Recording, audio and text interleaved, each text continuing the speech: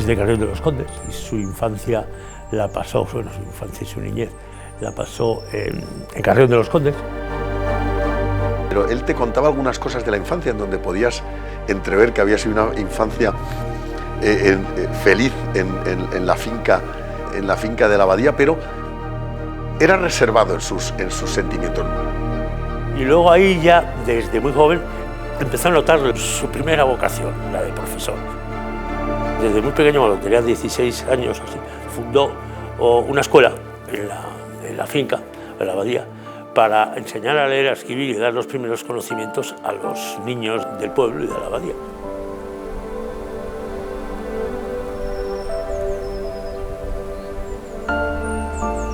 A pesar de su enorme trabajo y de no, pues sus obligaciones le robaban muchísimo tiempo para estar con nosotros, pero era un padre muy interesado, no sé si su afán pedagógico también lo hacía con nosotros. Nos enseñó a leer a los 3 hermanos antes de empezar el colegio, con unas fichas que él hacía, que ponía una sílaba y luego una imagen, y empeñó su tiempo en enseñarnos a leer. Riguroso con los estudios, porque era una persona muy seria, él mismo, que se tomaba todo muy en serio. Lo que sí que es verdad es que en todo momento, cuando necesitábamos de alguna explicación, en mi caso además, que estudié con el de mi hermano, que estudió económicas, nos facilitaba mucho la labor. Me marcaba las cosas importantes, me pasaba las lecciones, al día siguiente me hacía el examen, total, que claro, llegué a la carrera y economía, primero y segundo, vamos, fue un paseo porque lo tenía ya totalmente trillado y era un profesor extraordinario.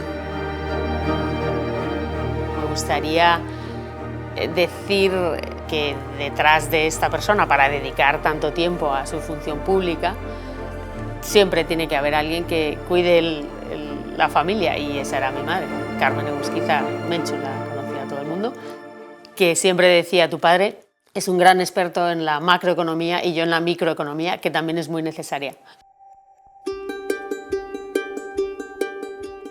Se matriculó en Derecho y al año siguiente se inauguró la Facultad de Económicas, con lo cual estudió Derecho y Económicas.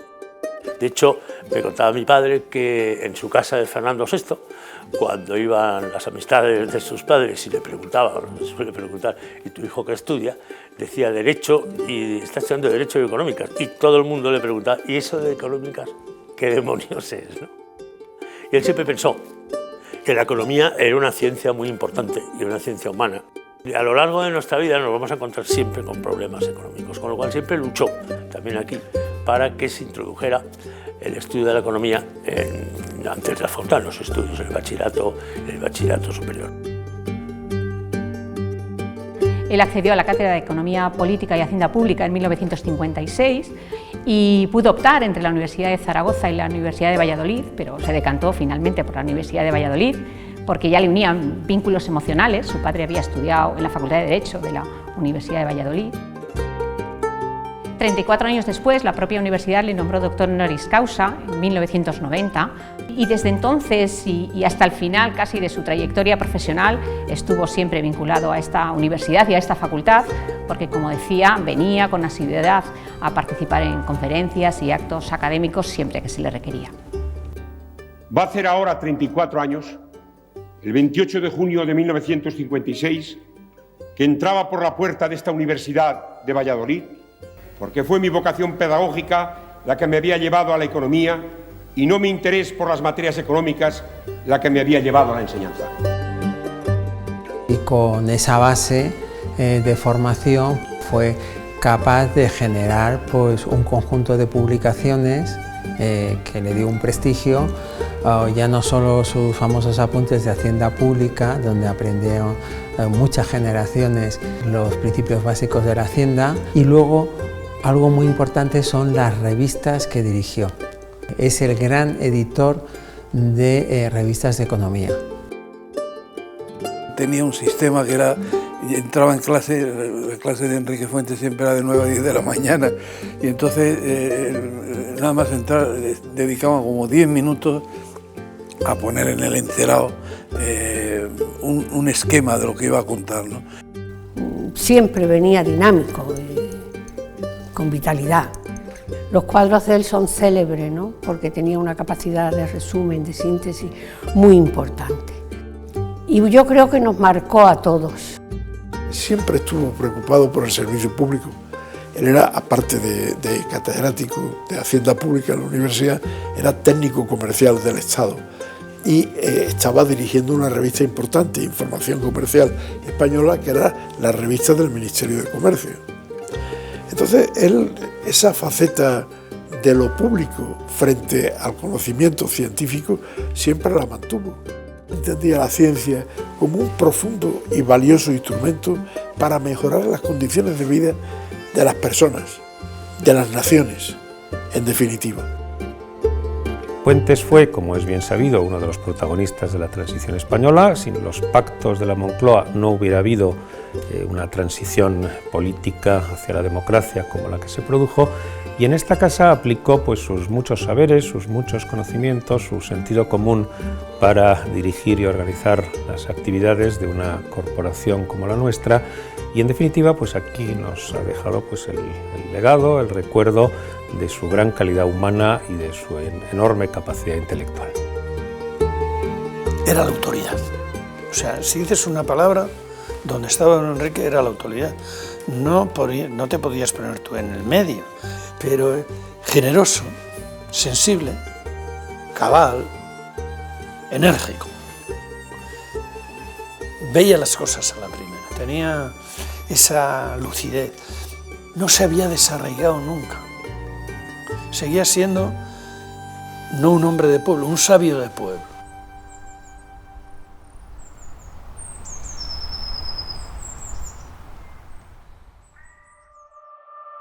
Fue sobre todo su interés por difundir el conocimiento de la ciencia económica. Un profesor que su preocupación máxima era difundir esos conocimientos a través de las aulas, a través de las conferencias, a través de las revistas, a través de los manuales que publicó, de las instituciones en las que participó o que presidió y también de sus decisiones políticas.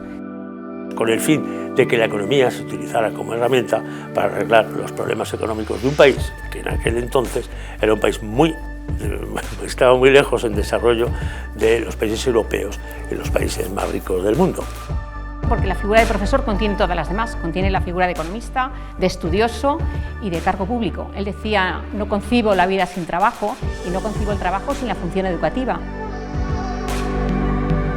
Contribuyó a la modernización de la economía española. Y hay tres hitos de esta modernización en la segunda mitad del siglo XX. El primero fue el Plan de Estabilización de 1959, el segundo hecho fue los Pactos de la Moncloa de 1977 y el tercer hito en el que intervino fue en el proceso de integración de España en la Comunidad Económica Europea, ahora Unión Europea. Pues él impulsó todas las reformas, la apertura de la economía española fue muy importante, pero fundamentalmente era un docente. Es que yo creo que su faceta docente era muy importante.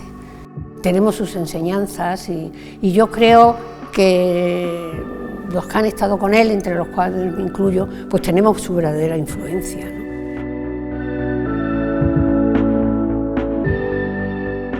Recibe primero la llamada del rey para ofrecerle ser senador real, cosa que aceptó, y al poco tiempo recibe la llamada de Suárez para aceptar el cargo de vicepresidente del gobierno y llevar la economía adelante. En los pactos él lo que buscaba era la conciliación.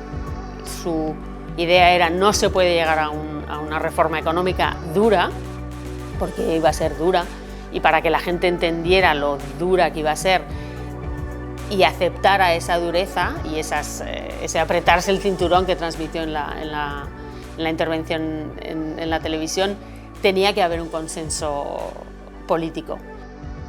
Digamos que lo que podría interpretarse por alguien que no estaba en el tema, pues don Enrique se ha inventado aquí un plan de actuación, digamos, tenía ya una idea clara de lo que había que hacer en España, ¿no? Él sobre todo tenía un conocimiento magnífico de lo que es la economía real española, las relaciones estructurales que existen, ¿no? Y yo creo que fueron la base la base de que pudiera haber una estabilidad política y un consenso que permitiera aprobar la Constitución. Indudablemente es la pieza clave de la modernización y la democratización de España. Esa idea del cambio de la reforma, a mí me la dijo así: esto hay que cambiarlo. Él pensaba que las cosas no se podían revolucionar, no se podían tirar por la ventana todo y empezar de nuevo, no. Él pensaba siempre que en las instituciones existentes o preexistentes había alguna zona de verdad y alguna zona de experiencia acumulada, y esa experiencia acumulada no se podía tirar por la ventana, tenía que incorporarse a los nuevos cauces para crear los nuevos instrumentos, pero siempre reformando lo anterior.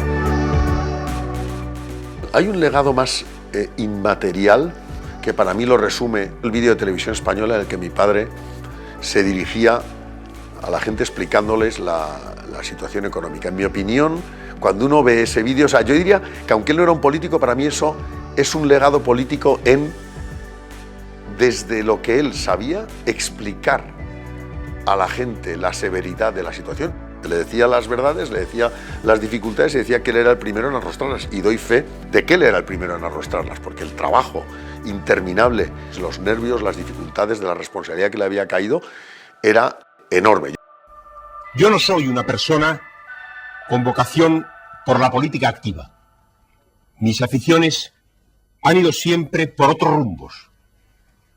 Y si en esta ocasión he accedido a la llamada del presidente Suárez para que me hiciera cargo de la dirección de la política económica, no ha sido porque creyera que el momento era favorable y que la tarea que me esperaba era fácil y brillante. Todo lo contrario. Sé que tengo por delante una misión difícil, dura y desagradable. Y he hecho lo que he creído que era mi deber en un momento en que los problemas planteados exigen la colaboración responsable de todos los ciudadanos. En definitiva, yo creo que lo que mostró en el relativamente poco tiempo que estuvo como vicepresidente del gobierno es que los problemas de una economía tienen solución si uno se sienta junto al conjunto de personas que deciden y acuerdan de mejorar la situación económica, pero con cuidado, es decir, una cosa pactada, una cosa establecida.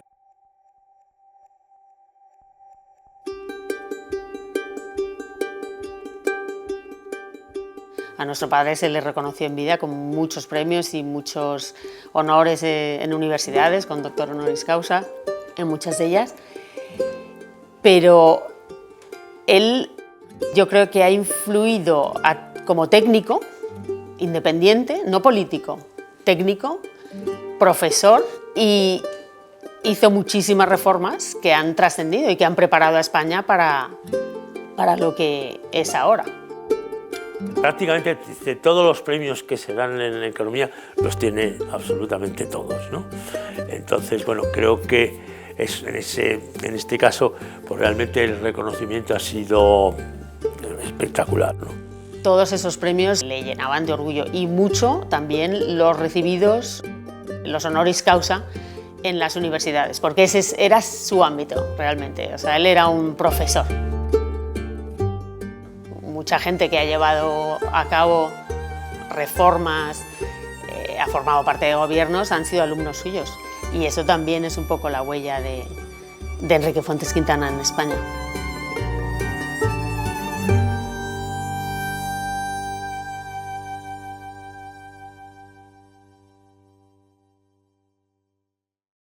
Su peso dentro de la sociedad ha quedado patente, no solo por sus alumnos, sus discípulos, sino también pues todo lo que ha escrito, todo el tiempo que estuvo sirviendo a España, no solamente los pactos de la Moncloa, sino permanentemente siempre ha estado en esa línea de servicio al país, ¿no? Es un gran maestro que nos marcó y que todavía hoy, cuando yo he dado aquí clase que tenían referencia, he acudido a sus apuntes para verlos, para analizarlos y para dar las clases.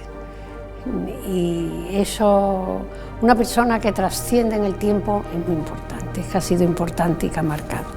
su capacidad para crear equipos de trabajo. Él era capaz de gestionar y de conciliar grandes equipos de trabajo con maestros, con discípulos, con colaboradores, y ejercía ese papel de maestro de maestros, ¿no? Y esa capacidad de generar equipos de trabajo y de tutela a otros colaboradores fue lo que permitió que sus reformas tuvieran continuidad en el tiempo y no fueran aportaciones puntuales que se desvanecen cuando él se retira de un cargo público.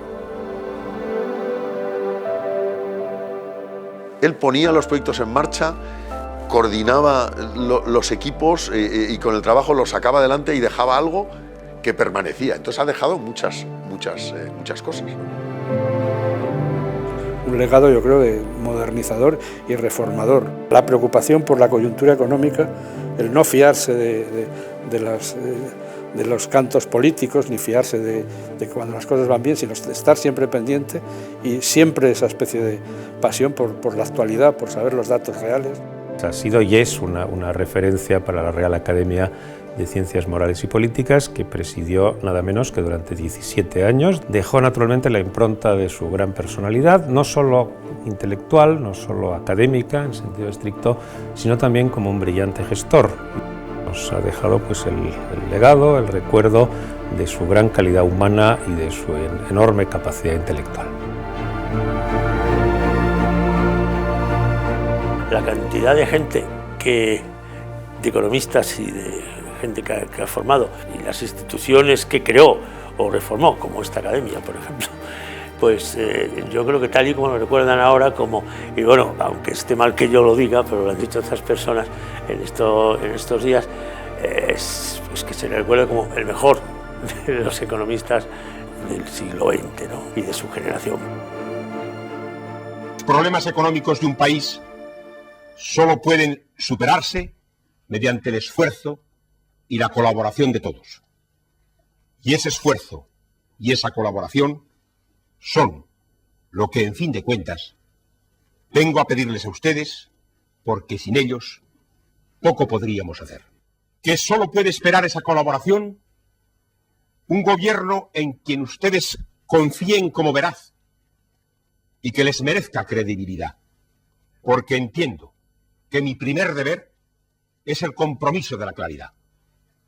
Yo les digo que encontraremos y recorreremos, si contamos con la voluntad y perseverancia de todos, el camino abierto que este país tiene hacia un futuro de bienestar y libertad.